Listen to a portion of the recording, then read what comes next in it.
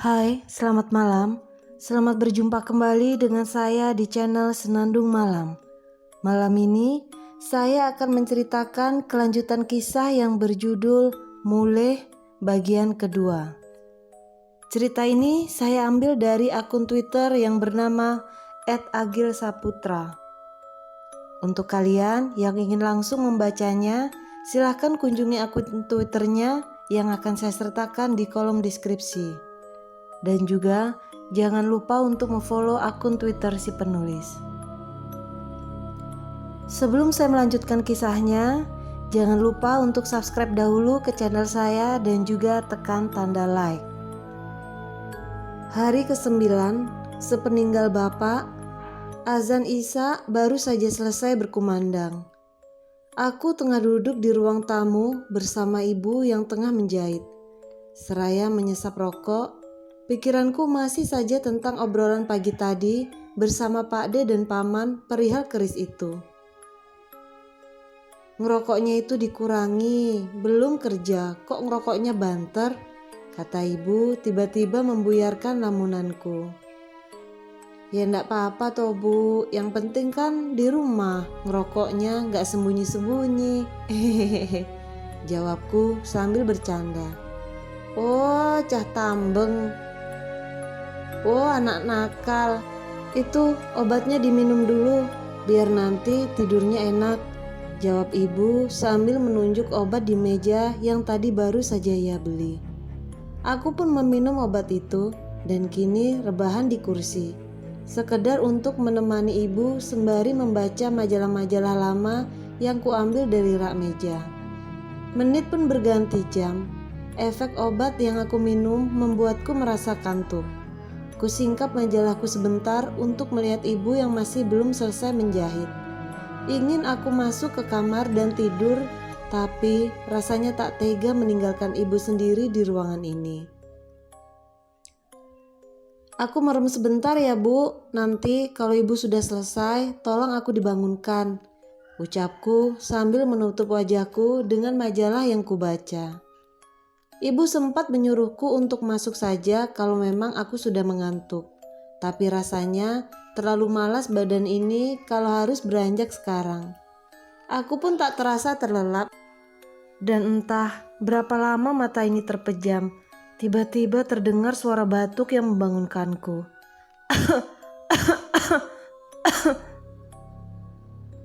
Terdengar suara batuk, aku agak sedikit terkejut. Dengan sayu, aku buka majalah yang menutup mukaku ini. Dan apa yang kulihat? Bapak. Ya, benar. Bapak. Bapak kini duduk di kursi di mana tadi ibu berada. Sempat sejenak aku mencermati, memastikan ini bukanlah ilusi. Dan sepertinya memang benar, wujud Bapak kini ada di hadapanku. Semua tampak jelas karena cahaya lampu di ruangan itu cukup terang.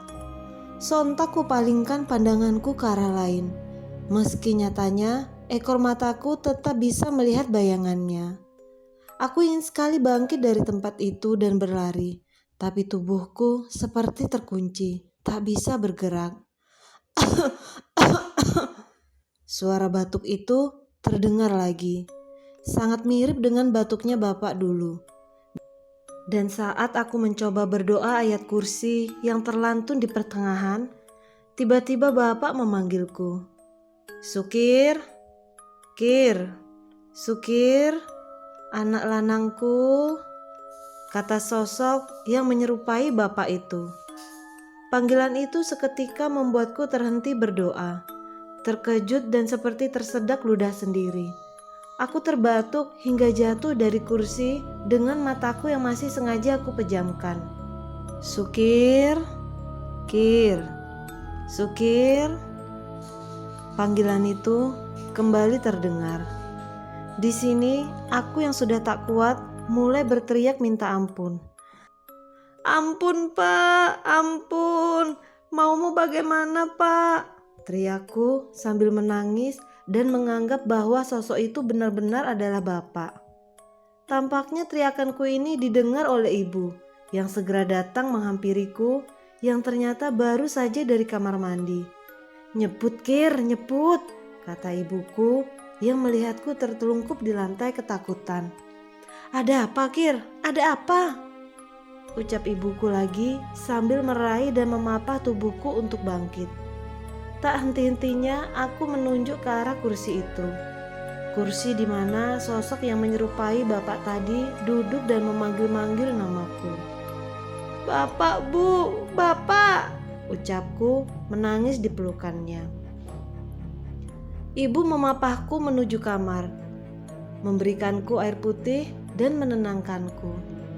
Ini dipegang, kamu harus bersikir, ucap ibu sambil meraih tasbih yang berada di meja samping ranjangku.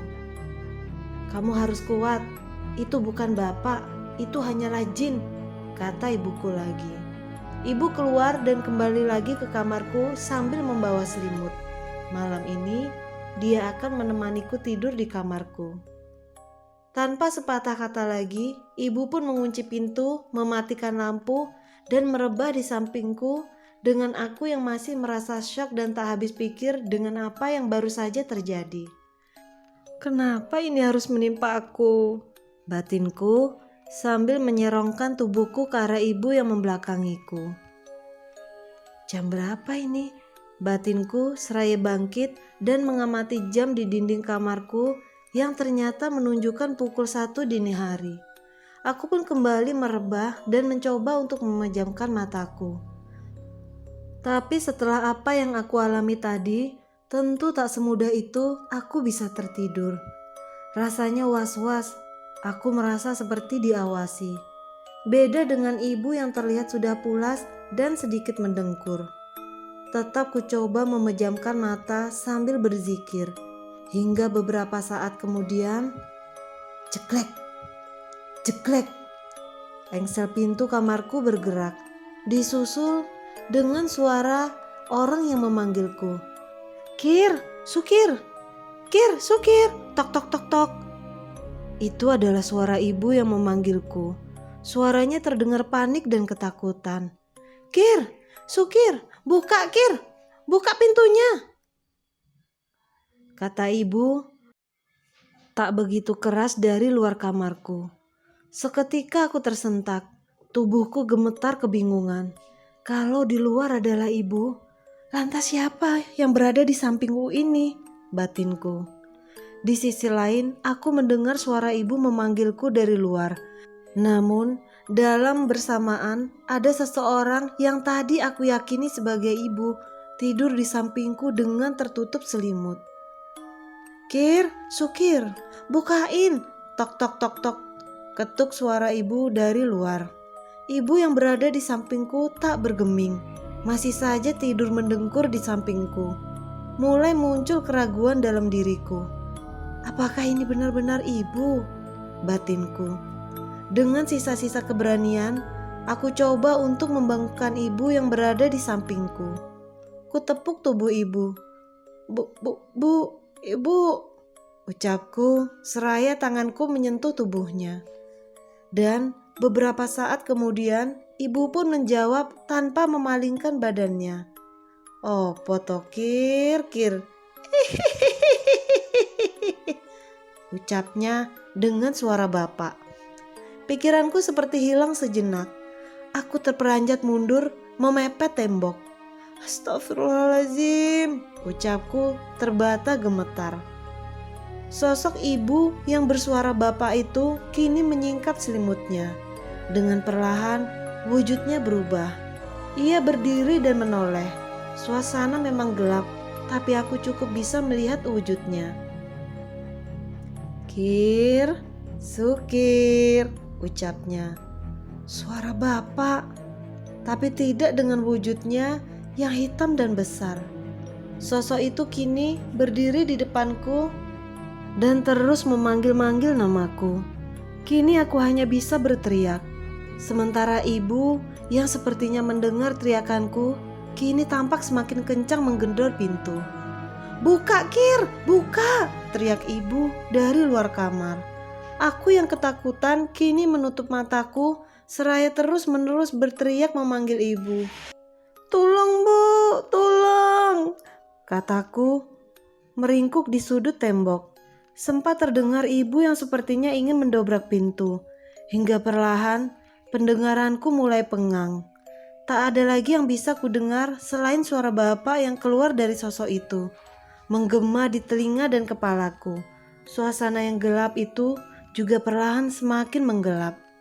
Gelap sampai benar-benar gelap. Aku pun tak sadarkan diri. Entah berapa lama itu. Yang jelas ketika aku kembali tersadar, masih di tempat yang sama. Ada ibu, Pak Dekarjo, dan Lek Minto di situ. Langit sudah tak lagi gelap. Sepertinya aku terbangun di esok harinya. Wajah ibu yang pertama kali kulihat. Matanya sembab seperti orang yang terlalu lama menangis. Alhamdulillah, kata ibu yang saat itu terdengar seketika aku membuka mata. Lek Minto tampak menghela nafasnya. Begitu juga dengan Pak Dekarjo yang kini mendekatiku dan memegang tanganku. Sebaiknya bagaimana ini? Ucap Pak De menoleh ke arah ibuku. Ibu pun terdiam sejenak, menghela nafasnya dan berkata, "Sekarang terserah Sukir saja, Kang," jawab ibu dengan wajah pasrah. "Kalau sekiranya akan membahayakan, tidak apa Kang, diterima saja," kata ibu lagi sambil mengelus kepalaku. Aku yang baru saja sadar tentu masih memproses pembicaraan itu, tanpa bisa aku jawab. "Bagaimana Kir? Ibumu sudah mengizinkan. Sekarang kamu mau atau tidak? Kalau mau ya syukur, tapi kalau tidak ya tak apa. Akan tetapi harus kamu lawan, nanti aku bantu. Tapi ya itu, taruhannya nyawa Pak De dan pamanmu ini," kata Pak De dengan wajah pakemnya. Mendengar itu, aku langsung bangkit dan terduduk. Apa-apaan ini? Bisa-bisanya aku terjebak dengan takdir yang seperti ini. Batinku gundah. Dan beberapa saat kemudian, aku pun menjawab dengan satu kata. "Enggeh," kataku seraya menganggukkan kepalaku. Sebenarnya jauh dari dalam lubuk hatiku tak bisa menerima ini. Namun bagaimana kini aku bisa menolaknya jika taruhannya adalah nyawa dari Pak De dan Paman? Warisan macam apa ini? Gerutuku dalam hati. Ibu juga sempat terkejut ketika mendengar semua ini bisa membahayakan nyawa seseorang. "Apa benar seperti itu?" tanya ibu kepada Pak Dekarjo dan Lek Minto. "Ya kita ini inginnya Sukir bisa menerima ini semua dengan sukarela Mbak Yu. Tapi terpaksa kalau bisa memilih, aku dan Mas Karjo sebenarnya ya tidak ingin memaksa Sukir. Tapi dari awal dia sudah memilih Sukir Mbak. Seperti dulu dia memilih Mas Parman," kata Lek Minto. Mas Parman juga mengetahui ini. Dia sudah pernah bicara denganku. Tak ingin Sukir menerima mandat ini karena memang berat, kata Lek Minto lagi. Setelah itu tak ada lagi perdebatan, yang ada hanyalah wajah-wajah pasrah. Sejenak suasana menjadi hening dan ibu pun mengajak aku, Lek Minto, dan Pak Dekarjo keluar dari kamar itu beberapa saat kemudian. "Ayo kita bicarakan di luar," ucap ibu. Sambil terus mencerna fakta mengejutkan ini dalam benakku, aku bangkit memaksa tubuhku yang lemas ini berjalan keluar dan duduk di ruang tamu bersama mereka. Suasana tampak canggung, tak ada yang mau memulai pembicaraan. Pak De mengeluarkan keris itu, masih dengan tampilan yang sama, berbalut kain putih. Setelah meletakkannya di atas meja, Pak De kembali terdiam, seperti tengah merangkai kata untuk berbicara. Setelah aku tunggu beberapa saat, aku yang mulai tak sabaran kini berkata, "Terus bagaimana ini?" tanyaku. "Kamu benar-benar ikhlas kan, Kir?" tanya Pak De. Pertanyaan ini sulit aku jawab karena keraguan kuat yang masih bertahan dalam hatiku. Tapi mengingat aku tak bisa menolaknya lagi, aku pun akhirnya berkata, "Nggih Pak De, aku ikhlas. Jawabku terjeda beberapa saat.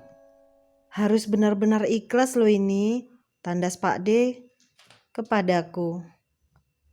Benar Pak D, jawabku mengangguk. Sempat terdiam sejenak. Pak D pun kini membuka kain yang membalut keris itu dan memberikan kerisnya kepadaku. Aku tahu kamu belum yakin Kir, tapi ini bawa saja dulu, sambil membiasakan diri. Cinta tumbuh karena terbiasa, kata Pak D yang setelah itu menyuruhku untuk mengeluarkan keris itu dari rangkanya. Ibu hanya terdiam pasrah, begitu juga dengan aku yang mau tak mau harus menerima ini. Hingga selang beberapa menit kemudian, Pak D dan Paman berpamitan. Sudah, aku dan Minto izin pulang dulu. Besok kalau sudah waktunya aku akan kemari, kata Pak D. Tinggallah ibu dan aku di ruang tamu itu, dengan wajah-wajah yang tampak bingung harus bagaimana. Setitik harap ada dalam pikiranku. Semoga tak ada lagi keganjilan yang aku alami setelah aku menerima ini. Pagi itu, aku pun mandi. Sarapan, dan setelah itu pergi keluar rumah untuk mendinginkan kepala ini. Satu-satunya tujuan yang terbersit saat aku keluar adalah Naryo, teman sebayaku yang untuk saat ini paling bisa kutemui. Aku berjalan menuju ujung desa, dekat pematang sawah yang terdapat 2 buah kolam ikan. Disitulah Naryo sehari-hari biasanya beraktivitas di kolam ikan lele miliknya. Terlihat dari jauh, Naryo tengah melempar pelet ke dalam kolamnya. "Sini Kir!" teriak Naryo dari jauh ketika melihat kedatanganku. Aku pun duduk di kursi bambu di sebuah gubuk depan kolam itu. Naryo mendekat dan duduk di sampingku. "Nah gitu dong, keluar, jangan di rumah aja," kata Naryo seraya menawariku sebatang rokok.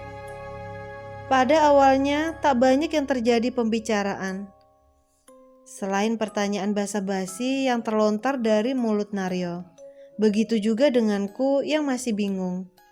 Aku di sini seperti merasa bahwa Naryo masih canggung bertanya banyak kepadaku, yang notabene masih dalam masa berkabung setelah meninggalnya bapak. Tapi mungkin karena ekspresiku yang tak wajar, membuat Naryo mulai membicarakan topik yang belakang ini menjadi keresahanku. Ya, tentang bapak dan segala citranya di desa ini. "Kamu pasti mendapatkan peninggalan banyak ya dari bapakmu," kata Naryo, sungguh membuka obrolan yang cukup aneh ini. "Peninggalan apa? Harta apa? Apa?" jawabku dengan sedikit tertawa. "Cekelan Kir, bapakmu kan ampuh, mesti cekelannya akeh." "Hehehe. Pegangan Kir, bapakmu kan ampuh, pasti jimatnya banyak." "Hehehe," kata Naryo. "Apa kamu tidak ingat? Dulu maling sapinya Pak Kismo yang tertangkap dan digebukin warga tapi tidak apa-apa, terus disentil jidatnya sama bapakmu, tiba-tiba langsung terkapar bersimbah darah," kata Naryo lagi. "Oh itu, iya itu aku ingat," jawabku. Tanpa henti Naryo terus nerocos tentang bapakku yang ia dengar sendiri dari kesaksian orang-orang, terutama orang di desa ini perihal kemampuan bapakku yang justru sebagian besar baru sekarang aku ketahui. Sebegitu banyaknya cerita tentang bapak. Pembicaraan itu berputar-putar cukup panjang dan sampai lagi ke pertanyaan awal dari Naryo, yaitu apakah aku mendapatkan sesuatu dari bapak. Disinilah giliran aku yang berbicara. Aku awali dengan kata, "Jangan bilang siapa-siapa." Aku pun mulai menceritakan kejadian-kejadian itu dari awal hingga akhir beserta sebabnya dan perkembangannya sampai detik ini. "Waduh," ungkapan Naryo setelah mendengar rangkuman kejadian itu. Sayangnya, pembicaraan itu pun sedikit terpotong oleh azan zuhur yang terdengar. Tak terasa, aku dan Naryo sudah mengobrol berjam-jam. Naryo yang waktu itu ada urusan dan harus kembali ke rumah pun mengajakku pulang. Kita berjalan sembari terus mengobrol tentang hal itu sampai kita terpisah di persimpangan desa. "Jadi, keris itu sekarang sudah dipegang kamu?" tanya Naryo mengerenyitkan dahinya. "Iya, sekarang sudah di aku. Tapi aku kok belum mantap ya?" jawabku sambil mempercepat langkah. Hingga sampailah kita di persimpangan desa dan usailah obrolanku dengan Naryo di hari itu. "Besok datang ke kolam lagi ya," ceritanya dilanjut, ucap Naryo saat kita terpisah di persimpangan. Sesampainya di rumah, aku langsung makan siang dan merebah di kamar setelahnya. Masih saja aku terjebak dalam renungan itu. Apakah memang harus aku? Tanyaku dalam hati. Tak lama kemudian, ibu masuk ke kamar, membawa kotak kayu berwarna coklat. "Apa itu, Bu?" tanyaku seraya bangkit dari rebahku. "Ini punya Bapak, kamu sepertinya harus melihatnya," kata ibu sambil membuka kotak itu dan memperlihatkan isinya padaku. Sebuah kain bermotif batik di pinggirannya. Ibu mengambil kain itu dan membentangkannya. Bau wangi minyak melati menyerbak ketika kain itu membentang. "Apa ini, Bu?" tanyaku lagi. "Ini sepertinya ikat kepala sih, tapi kain inilah yang dulu digunakan untuk membungkus keris itu," jawab ibuku yang kini tampak mencoba mendukungku dalam hal ini. "Oh," jawabku seraya menganggukkan kepalaku. Dan ibu pun mulai bercerita. "Ibu tidak bisa menampik jika bapakmu dulu itu memang memiliki kelebihan. Walaupun awalnya ibu tidak begitu suka, tapi ibu tahu betul jika kelebihan itu sudah membantu banyak orang," kata ibu sejenak mengambil nafas dan kembali meneruskan ceritanya. "Salah satunya kain ini. Ya, kain ini. Dulu ibu pernah menyaksikan. Ada wanita yang datang ke rumah tengah malam bersama keluarganya. Perutnya besar sekali, melembung seperti orang hamil. Terus perutnya diusap-usap oleh bapak dengan kain ini. Dan tanpa menunggu menit, perutnya langsung kempis, sembuh dan pulang," kata ibu sambil mengambil kain itu dari genggamanku. "Dulu, keluarganya ingin memberi uang sekantong kresek katanya untuk wujud terima kasih karena memang sudah berobat ke sana kemari dan tidak sembuh-sembuh. Tapi bapakmu malah nolak dan berkata, 'Saya ini pegawai negeri, uang saya sudah banyak.' Begitu kata bapak. Padahal dulu keadaan kita masih pas-pasan," kata ibu meneruskan ceritanya. Ibu pun kembali bercerita banyak hal-hal menakjubkan yang dilakukan oleh bapak dahulu. Yang lucunya baru aku ketahui sekarang. Karena memang kata ibu, bapak ingin aku tak begitu bersentuhan dengan hal-hal seperti itu. Ibu terlihat bersemangat menceritakan itu, menjadikan obrolan ini cukup panjang. Tidak hanya membahas klinik saja, karena justru bagian panjangnya diisi oleh cerita-cerita nostalgia antara bapak dan ibu. Kita mengobrol hingga menjelang sore, sampai obrolan kita terhenti oleh suara ketukan dari pintu depan rumah. "Tok tok tok, kula nuwun," suara seorang pria yang terdengar dari depan rumah. Ibu segera beranjak keluar dari kamar dan hendak membukakan pintu, diikuti oleh aku yang agaknya penasaran dengan siapa tamu yang datang. Tapi saat aku masih berada di kejauhan, mendadak suara di luar menjadi riuh, seperti rombongan orang. Ibu yang membuka pintu dan menyapa langsung ditanya oleh seorang pria parubaya yang terlihat agak panik. Pak Parman wonten, Bu?" "Pak Parman ada, Bu," ucap pria itu.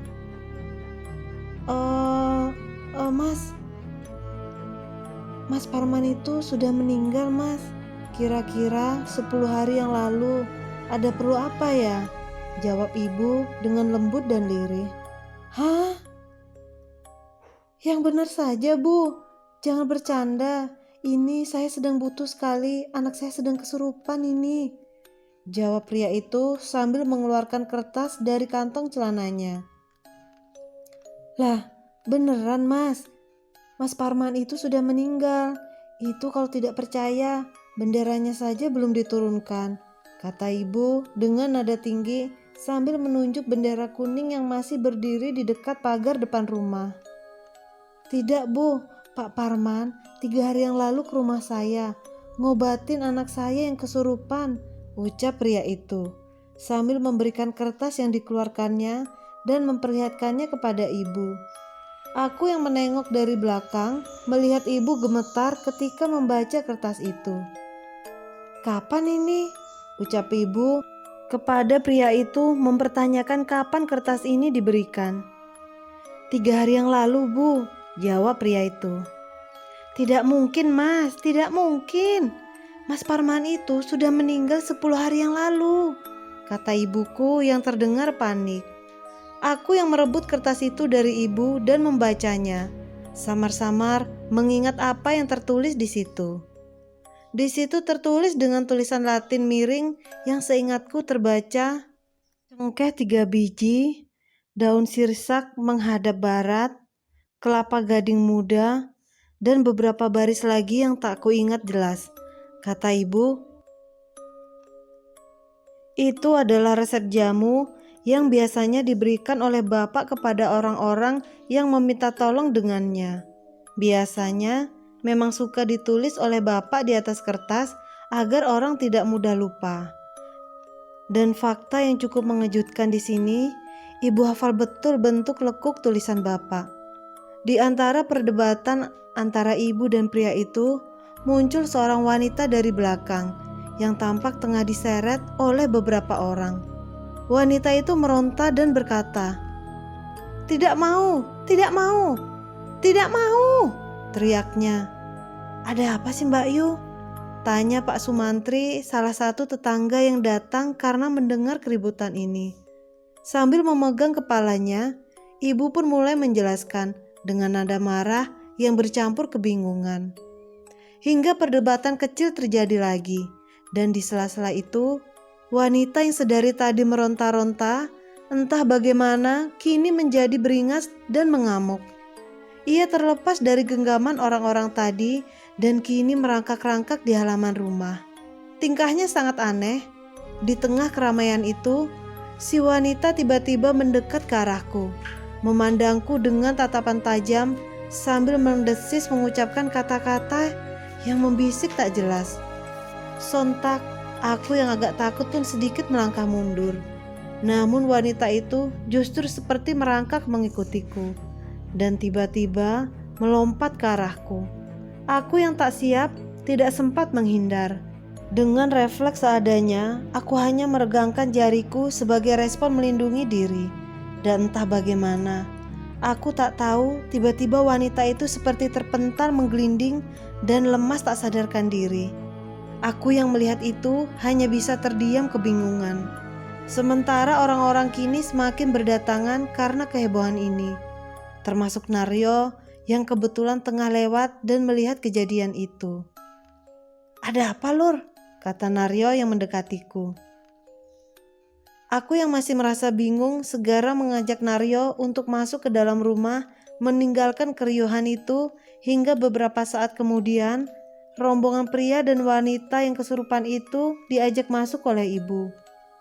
Tampak wanita itu dipapa oleh beberapa orang, dengan pandangan matanya yang tampak kebingungan dengan keadaan sekitarnya. "Aku sudah pulang, Pak," kata wanita itu kepada pria yang diketahui adalah bapaknya. "Sudah nak, kamu kumat lagi nak," jawab pria itu. Wanita itu menatap sekeliling dan berhenti ketika melihatku. Dan tiba-tiba tangannya mengucup, isyarat menyembah. Kepalanya menunduk dan dengan suara yang tiba-tiba berubah, wanita itu berkata, "Matur sembah nuwun mas," ucap wanita itu dengan suara yang berubah menjadi seperti kakek-kakek. Enggih," Jawabku agak gagap sambil menoleh ke arah Naryo yang berada di sampingku. Dan wanita itu terhuyung lunglai tak sadarkan diri lagi. Apa aku telah menyembuhkannya? Batinku saat itu. Warga yang ikut masuk tampak memandangiku heran. Singkat cerita, beberapa jam berlalu setelah wanita itu mulai sadar. Pria yang memperkenalkan diri sebagai bapak dari wanita itu berpamitan. Ia mendatangiku mengucapkan terima kasih. Matur suwun sanget mas, bu. Terima kasih sekali mas, bu. Ucap pria itu seraya memberikan rokok itu kepadaku yang masih bingung dengan semua ini.